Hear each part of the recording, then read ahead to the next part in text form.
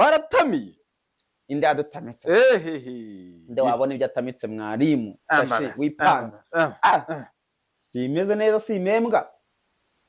ukabona umuntu wari ubishakira ntabwo ndi kumva nandike navuga nti rero abo bagukoresha baguhaye akazi ko bafite radio ukareka kugira ngo uze wirirwa harasenga yacu baguhaye akazi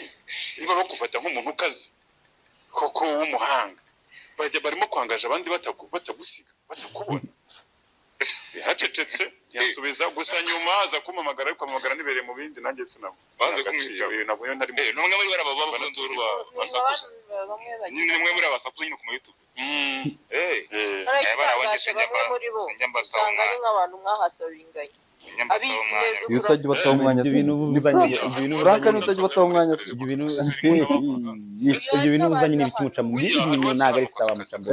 nyinafashe disiyo ko nazongera kuvuga kuzanye bano batamuzongera kuvugaho kuko igihe kizababwira ante najye bivuga neza ati gihe nicyo kizabatura sibyo mwebwe kintu cyambere babimye akazi none mutangiye kugenda mugira gute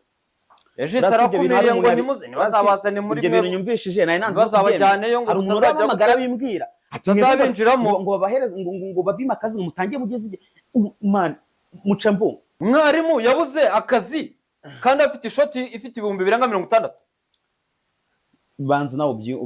ubyegereza kukubaza nsubiza ntago bibaho subiza reka ninje muri bino bintu hashize igihe kingana iki nawe ubwarabizi Frank naga ari kuvuga umuvuza nduru ntago nasa byihore nyine ibyo ndikubwira naga ajya bakabanya Frank uburetse mwe mu YouTube naga ari umuvandimwe ariko ni nka papa wawe uriya n'umuntu mukuru